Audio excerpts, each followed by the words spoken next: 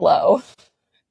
In true Tina fashion, I was setting up the recording for this and there was some technical difficulty. You may see my cat in the background being a menace. I am trying to just make this super casual. I actually kind of like talking into the mic like this too versus wearing it on my shirt. So that's probably what's going to happen. But what you may be watching right now is, or listening to, is the first iteration of the Cozy Corner with Tina. And I thought the perfect first episode would be chatting about what the heck is going on with my health. And for those of you who don't know, or maybe know a little bit, I kind of ominously made this post that was like, hey guys, oh my gosh, my cat is making biscuits in the background. I don't want you to have to see that. Okay. But I posted kind of ominously on Facebook that I was taking a step back from recurring fitness classes, in-person training due to my health.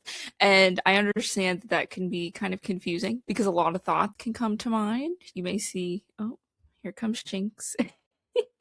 I was hoping he would come over to hang out. I'm just kind of sitting on a blanket. I understand that that could be confusing. So I wanted to kind of explain a little bit. And also I want to say that I don't have any answers right now. I am somebody who takes pride in doing my own research, and I'm, as a fitness trainer, I'm trying to track my own symptoms, my health metrics.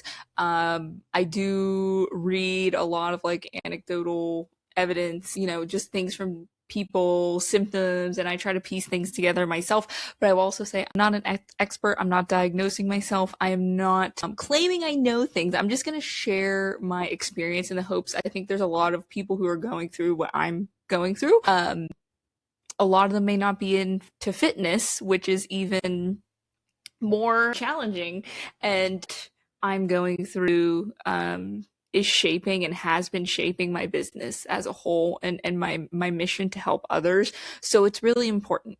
Okay, and I apologize if I ramble a little bit. I'm gonna try not to. I have some bullet points that I just briefly wrote out so I don't ramble because I feel like one thing can connect to another and then we're just off. But no, I want these, if this does turn into a podcast, I want this to be very relaxed, very chill, very casual, very me, because I think a lot of what I had before was me trying to fit into what I thought was accepted in the fitness industry. And, I over the years, I've been uncovering more of me, and I'm so much more than fitness. But I also believe that health and wellness is so much more than fitness, than workouts. There's nutrition, there's family, there's community, there's having fun, leaning into your hobbies. And like even this journey that I'm going through has shown that to me, that your health is so much more than what workouts you can do and what diet you can do. And I'm so passionate about helping people find that and knowing that they don't have to show up like a shredded Instagram influencer to be healthy. There's a lot of factors that play a role into that. Genetics and privilege and socioeconomic factors, so many things that could be a whole other podcast.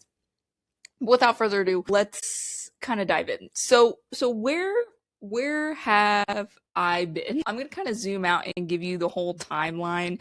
So, and I think it'll make sense this way. So if we look back, I'm going to say it's somewhere around 2022, 2023. Even prior to this, like my whole life, I've had, if you know anything about me, I have had very irregular periods, hormonal fluctuations that I've dealt with on and off. I've had struggles with that have affected my mood, my energy, different things like that. I was diagnosed with PCOS, which is now classified as PMOS. Was never athletic growing up, wasn't overweight, not severely, but a chubby kid, and I ate fast food a lot. It wasn't until I turned 18 that I started to take health into my own hands because I had the freedom I had a job, I was going to college, I could, look up healthy recipes, bless the internet and social media.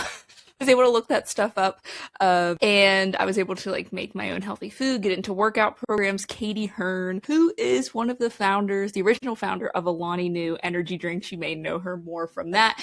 But when she was into fitness, I was obsessed with her workouts and her programs, and that really got me into the strength training space. And then it kind of evolved. COVID happened, and I moved across the state, and I got a new job as a personal trainer. I originally worked at a Planet Fitness, and then I found a job job in any type of fitness, which was a crazy time because this was during like lockdowns that were happening. And through that time, because Planet Fitness is kind of limited in equipment, having access to free standing barbells, not just Smith machines and like different pieces of equipment, I was able to kind of lean more into strength training and not powerlifting quite, but just I would say strength training. The person I kind of looked up to at this time was Meg Squat from Stronger by the Day. I followed a lot of her programs, and as well as Annie Miller. She's really cool too. And I built up strength. And at this point, I was PRing. Like I was hitting, over 200 pounds for squats. I hit 225 pounds for my deadlift. I was training between 4 to 6 days a week. I was doing sprints, crawling with the sled, doing sled pushes, just experimenting, having fun, playing around with all these like athletic fun things. Working out wasn't an issue to me. The pain and the struggle was like good kinds of pains and struggle. Like it fueled me, and like that soreness was normal. Well, then somewhere along the line, I got COVID. I was vaccinated, regardless of your beliefs. I did get 2 of the vaccines, and I got knocked down. I remember for about 2 weeks, I did lose my taste and my smell. I kind of got feverish, felt very weak, body aches that like wouldn't go away. And then, I did return back to work though. I didn't feel 100%, but I was better and I was trying to go back to my routine. Then again, at some point, right after this, I had a groin injury on the left side that came out of nowhere. There wasn't like one moment where I was like, oh my God, I tore something. It just kind of happened, and it was this very delayed reaction. Like I would work out and feel fine, and then probably within 24 hours or even, gosh, it could be even like 5 or 6 hours, because sometimes it would wake me up in the middle of the night, I would just get this pain in my groin. So it was hard to figure out where it was coming from and what was stemming it because it was delayed. Went through all kinds of like PT and different things for that.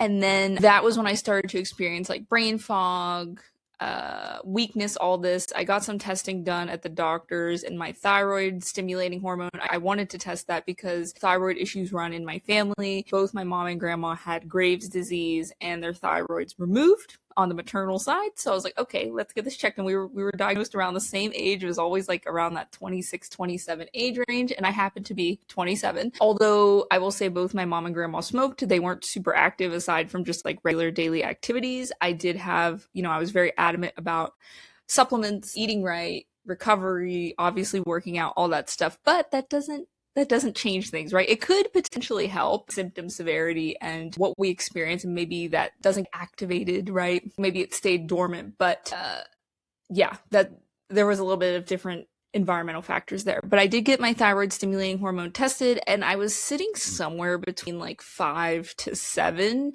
They kind of had this wait and see approach where they would gradually like test you every 3 months or so just to see where your levels were. And the way the system works, which is kind of messed up, is once your thyroid stimulating hormone, the normal range is between 0.5 to like 4 or 4.5, depending on the scale. When you're between that 4, 4.5 to 10, you're subclinical. It's kind of like being pre-diabetic. You're subclinical. So they want to watch. And then anything above 10, that's when you finally get treated. That made me mad because as a fitness trainer who's very in tune with her body, this was severely impacting my life. And I did mention that to the doctor. My brain fog was really, really bad. I had to really struggle to think about what I was going to say next. Sometimes I would lose my train of thought in the middle of talking. Definitely felt heavy, like I was walking through mud. Some days were better than others, but I'm a fitness trainer. Like that was affecting my day-to-day life. And I just didn't seem to be getting taken seriously. I did my own research. A friend of mine who was going through something similar had recommended Dr. Isabella Wentz. I read her book. She has a great website. I really like her approach because she did get involved with the science of things. I think she was a pharmacist. I don't know if she still practices, but she was a pharmacist, but she also does believe in some of like the holistic stuff as well. And that's kind of my stance, is obviously medicine is important when it's needed. I'm not anti-medicine, but also I think there are some like habit things or maybe natural things that you could be doing and trying. And like, if that's not helping, and medicine needs to intervene or they need to work together, that is fine. So I was researching her stuff, and she did expand upon how typical doctors don't test fully. Anyways, I ordered my own blood work to check for Hashimoto's, which is the autoimmune version of what I was experiencing. Because if you just have elevated TSH, that is just hypothyroidism, which can be temporary. It could be, it's more minor, but if you have the autoimmune component, that means, you have your cells attacking your thyroid, and there currently is no cure. Some people can go into remission, but it is a very small percentage. So I got the test done, and the test that showed, if you have the presence of any antibodies, that means you have it. And my antibodies were off the charts. And I brought that to my doctor and I said, so what is this? What is this? And they go, oh yeah, I guess you do have Hashimoto's. So I'm going to refer you to an endocrinologist and you can get medicated. And I fired that doctor. I have a new doctor since, but the endocrinologist is great. She did mention that if you feel any symptoms, she says, if you are symptomatic, regardless of your TSH levels, especially since they were in that subclinical range, she's like, I would want to try to get you treated to see if we can improve your quality of life. So yeah, through some trial and error, I got that. We got that situated. But despite this, I will say that I never got back to my fitness, my original fitness, right? We were saying that I was hitting PRs. I was training 4 to 6 days a week. There was really no limitations. The only thing that would limit me is if I got a bad night's sleep or wasn't eating right or whatever, or was in a dieting phase, right? It was all things I could control. I never felt like I gained my strength back. And the thing I experienced most was what I would like to call post-exercise malaise. It felt like post-working out, usually somewhere between 12 to 48 hours after a workout, I would get disproportionately sore to that workout. Now, obviously, there is this time period of when you stop training or training less, right? You're less adapted, but I was a trainer. I knew this. I went on vacation for 2-3 weeks at a time. I've taken periods of time off. I know what that soreness felt like, and this was different. So, with putting on my science helmet, I was like, okay, maybe this is due to Hashimoto's. So I kind of just scaled back and I tried to feel what my range was. And honestly, over a period of probably 2 years or so, moving on from Anytime Fitness, starting up at another gym, I remember I tried to teach a Tabata class and I just couldn't because it wrecked my body. So like there was no HIIT, there was no running. Walking and yoga were my main things to lean on during my healing journey with my groin, which that eventually just went away. I found some PT and it did over time just go away. I think it just took a long time to heal. I think I had some sort of muscle strain or something like that. But between that and then the Hashimoto's, I was able to do some light strength training. And keep in mind, again, the PRs, right? I'm not like doing this from a bragging stance. I'm doing it from a perspective stance. Probably training with less than 15 pounds was where I was sitting at. Walking, machine work. Obviously machines I could do a little bit more depending on the move, but like free weight dumbbells, I wasn't touching more than a pair of 15s depending on the move. That's kind of where I averaged out. Then eventually I started teaching classes. I found Pilates, which was a godsend. I love Pilates because it does use those lighter weights. You could use body weight, bands, mini balls, anywhere between 1 to like 5 pounds, I'd say. And you work up a sweat and you feel like you're working. And really leaned into that because it gave me a similar feeling from when I would lift heavy, but it didn't wreck my body. So I loved that. So right at that time, I was playing around with the moderate weight, leaning more into classes. I kind of strayed away from strength training just because, again, it was hard. My schedule was busy, regular life stuff. On top of this, I think it's important to note that about 3 to 5 times a year, I would get these kind of what I call flare-ups or crashes. And again, I don't know the origin, but I'm attributing it to Hashimoto's because it seems most likely. So randomly, I would for 2 to 3 days kind of get very worn down, feel a little feverish without a fever, feel very weak. I would just crash. I would need to crash and rest for, again, usually 1 to 3 days, and then I'd be good. I'd be back at it. So I didn't think much of it. I'm just like, oh, it's a flare up. Maybe I did a little too much, or my body's just attacking my thyroid a little extra, whatever. Well, let's fast forward to now. Okay. So this has been happening for a period of years, 4 years, right? I have adapted myself and I accepted that, hey, this is like my baseline. Maybe eventually in the future, I'll be able to build on. And recently I was like, okay, I'm ready to implement consistent strength training for about 2 times a week. I was training about 30 minutes each session, and I was actually progressing in weights. I was going above the 15 pounds, and I was like, oh, hopefully I don't wake up sore the next day, and I didn't. And then out of nowhere, 4th of July weekend, I noticed something a day before that.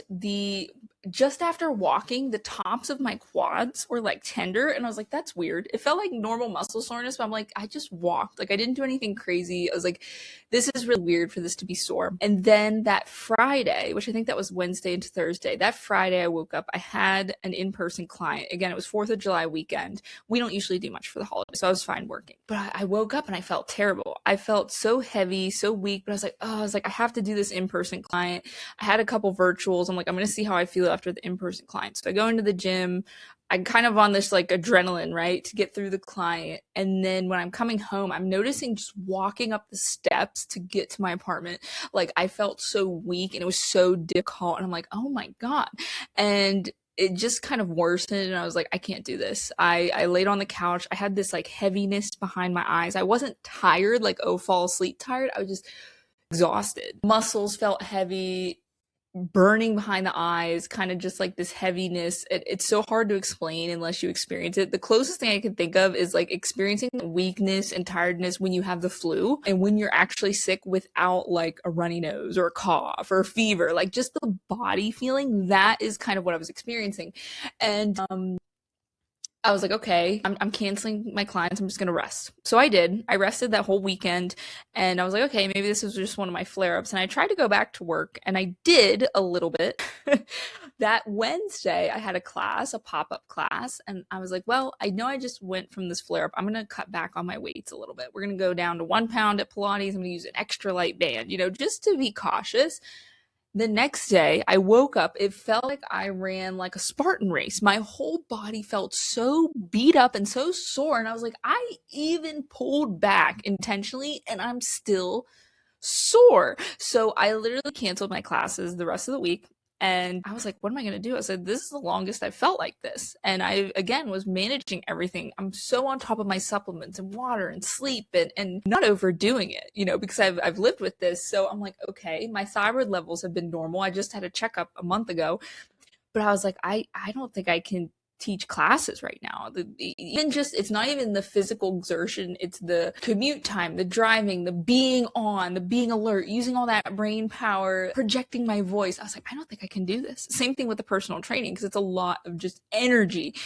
So I thought about it, and I went back and forth, felt very, very guilty, and I made the very tough decision to pause for the time being, because at the end of the day, my health is most important. I've always said that because I've kind of concluded, again, from seeing all this evidence, if I continue to push myself and just push through, which I probably have been doing for a long time, looking back at it's gotten to the point though where my body's like, no, we're shutting you down. So I said, okay.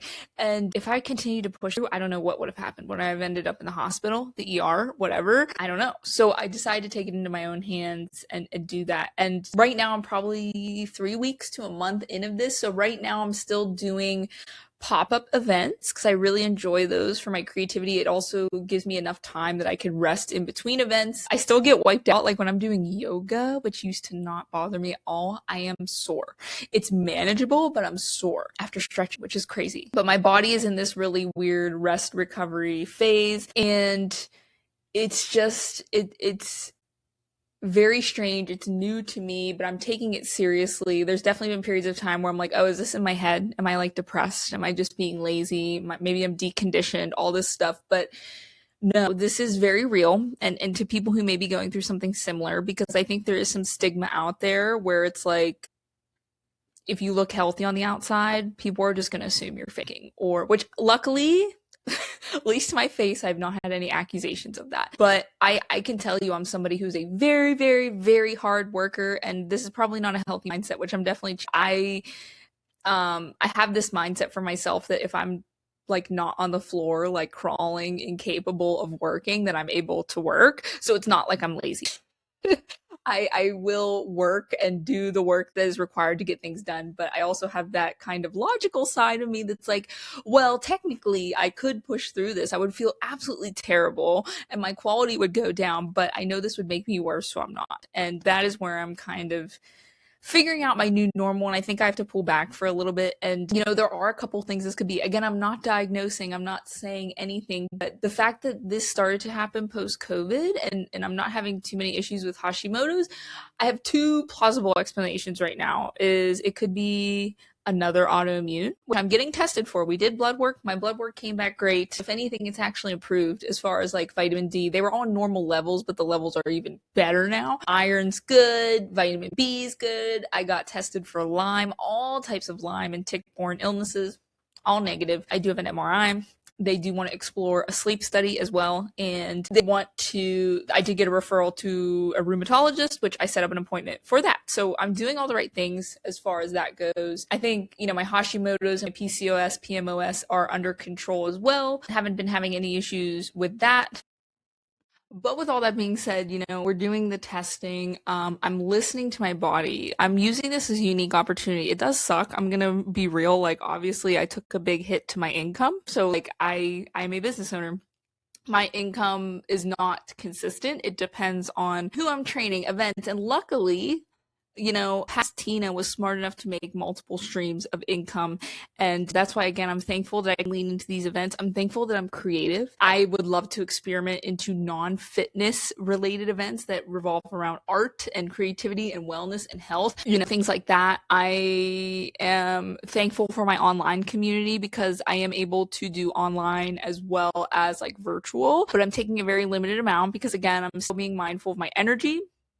And I could tell you right now, I'm going to get into a little bit about kind of what I've experienced through this time and the positives, but also what's happening. So, like, I will say that my energy has fluctuated. I think it's too early to see trends, but I have actually downloaded this free app called Bevel. So I usually don't wear my watch to bed, but like with the possibility of sleep apnea, and I've been really thinking through all these possibilities, I'm like, okay, I'm going to start tracking my data. And Bevel is really cool. It's free. I highly recommend it for anybody. It's an app that takes your watch data and it can give you numbers like, oh, this is your recovery score. Like, based on this data, here was your strain. Like, how hard did you work out? This is how well you recovered based off of your data, and everything, take it with a grain of salt, but it's a good reference point. And then here's your sleep. So sleep has been really good. Obviously watches can't track everything, but I don't see any evidence of sleep apnea, but you never know. The weird thing for me that I've noticed, though, I've only been using Bevel about a week now, but the weird thing for me is it's tracked things that I think would come across as like simple to people, which I've kind of already known, but I'm glad that the data verifies this. So like an easy, relaxing day. Like yesterday, for example, I stayed at home most of the day. I'm very slow with housework. I did a couple computer things. I did not have any like clients or anything like that. I did a very gentle 10-minute Pilates workout. I also felt good yesterday, and then a like 30-minute walk. The walk was very slow. For reference, I typically do, I'd say like a 19 to 20-minute mile pace for a walk. If I'm feeling really good, it would be 15 to 18. And yesterday it was around 23. So it was slow. And if I could tell my muscles felt weak and like, don't push it, but it felt good. It tracked that as a moderate stress day. So what I'm getting at is things that would appear easier to like a normal person that may show up as low stress for somebody are showing, I think, as medium stress for me, and even high stress some days. And there's a lot of things that come into account there. It's not just movement. It is like physiological stress as well. So there are some variables, but I thought that was really interesting with that data. So I'm just continuing to collect the data, seeing like what my recovery looks like day to day and how my body feels in comparison to it, because that is also interesting. Like, I might do a bunch of stuff and then see how my body feels the next day. I could tell you, after normal workouts, I would feel like pretty wiped out. So I've pulled back from those, but I think the more rest that I'm taking, the more stable my body feels, and I'm not rushing to add a ton of things into my schedule because it feels like my body is enjoying this pace right now.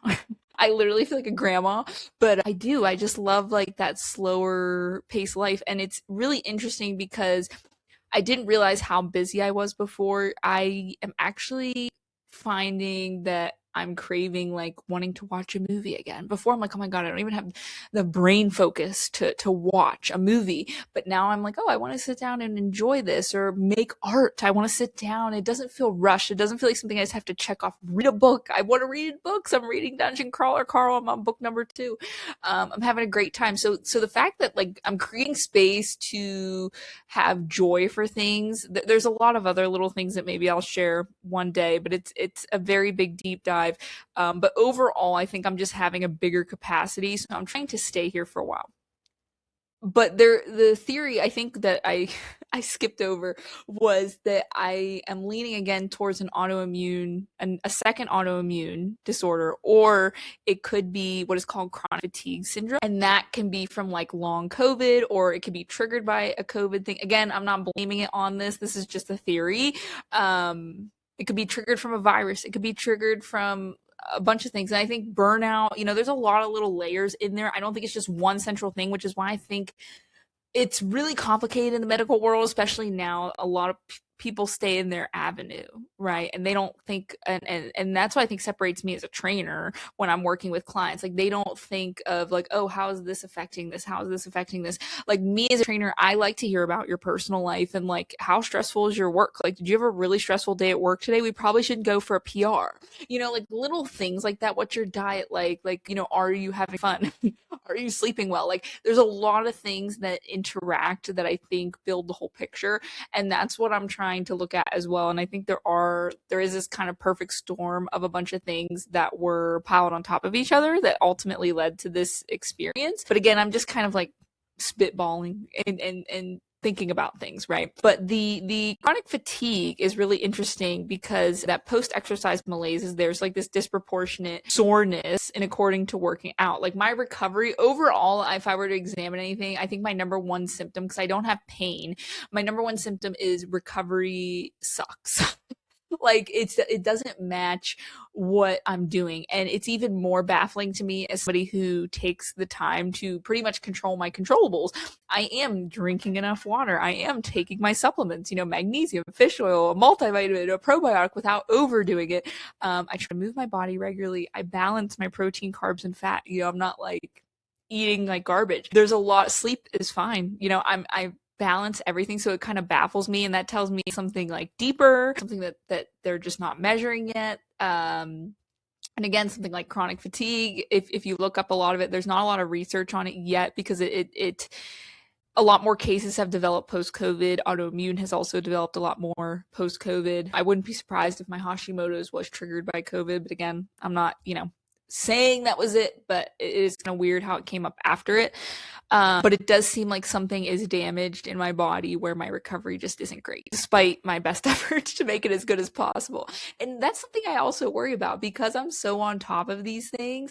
I wonder if it's kind of masking the severity of it. You know what I mean? I always wonder, I'm like, oh my God, what would I be like? Like, would I be hospitalized if I wasn't like doing all these healthy things? Like, how would my body respond? I always wonder if I keep myself just at bay where it's not bad enough. And that's how it's always felt to me. It never felt like it was bad enough to really like seek help. But now it's at the point where it's affecting my job. It's affecting my life. It's affecting how I function. Like, there was one day, it's gotten much better, but I was literally like standing, hunched over, sorting my towels, like go in one bin, go in the other bin, go in the other bin for washing. I had to sit down after that because I felt winded. I felt tired. My muscles felt weak. So it's been a really interesting experience, because like I said, some days I'll wake up feeling like I got hit by a bus and I'll have to lay in bed and just rest. And I'm using this almost as an experiment with myself, to like, in a positive way, and not trying to like force things. And sometimes I'll feel good. Like today I feel really good. My watch told me too that I got great sleep. My recovery was good. So I'm being like, okay, we're not gonna overdo it today. That's another key thing with this. I'm kind of treating it like it's that post-exercise malaise, the chronic fatigue, is pacing. That is really the only cure, if you will, that they have right now, is to pace yourself. You have to find where your body's level is, where you can do things without crashing. And that's kind of where I'm at. And I mean, that's going to be helpful regardless, like, because clearly there is a point where my body crashes from too much effort. So I need to figure out what my safe zone is. And that's where I'm at. And I'm just analyzing it every day. Some days that might be a little lower, so I'm going to take more rest. And some days are better, and I could try to maybe push it a little more. But it's definitely helped me put things into perspective, as if I wasn't mindful with my body before. It's definitely changed the outlook on certain things. Continued to give me more empathy for people who you can't, like, it's an invisible illness. You can't see it. I look normal on the outside, but I can tell you, some days I feel like absolute garbage. So, and if I didn't have my work ethic to look back on and like all the stuff, like I said, there's even sometimes I question it myself, which is crazy because I'm the one experiencing it. So it's really mind boggling. But yeah, from here, I'm just going to continue to show up to my doctor's appointments, do my best to do all the basic things to help my health. Again, I'm not looking to rush back into things. I also think this is kind of opening the door for a new way of life for myself and my business. I kind of knew that I wanted to move towards events long term. I think because I could tell that like my body wasn't handling like the hustle and bustle of personal training and teaching classes and then coming home and teaching a virtual and this and that. It just was too much for me anyway, so I was kind of moving in that direction, but like my body doing this kind of solidified that, and it's forcing me to get creative. And I've always been structuring my business around my health and my body's capacity, but now it's even more. And I'm thinking more about people who are experiencing these things like me, and I almost want to create a space to help them. And I want to make it clear too that I never want to be like, oh, this space is specifically for people with chronic illness or autoimmune. No, I want it to be open to everyone. It's almost like if you need it, take it. It's also the same thing with neurodivergence, like autism and ADHD and OCD. You know, there are some people who are a little more sensitive, and whether they have autism or ADHD, that's not my place to say. That's, you know, you need to get evaluated by a professional. But like, let's say sensory, there's something like really loud, or there's certain noises that irritate you and wipe you out. You could use a tool, and you could say, you know what, put in earphones, noise canceling headphones, and block it out. And if that calms you down, great. It's a tool, right? It's not diagnosing anybody. It's a tool that neurodivergent people use, but some people with sensory issues can also use. And that's kind of how I'm thinking about this health and fitness. Like, yes, chronically ill people can benefit from X amount of advice, but maybe somebody who's going through temporary burnout or is in just a more tired, busy season of their life can benefit from this as well too. So I want you to think of it like that. It's not going to be like a blanket thing. And that's, I just want it to have tools to help people if they're going through similar situations. And I don't want you to have that black and white thinking of like, oh, well, you have to have an autoimmune for this to work and you have to be living this to this. But no, I think all these things can be helpful for many people in different phases of their life.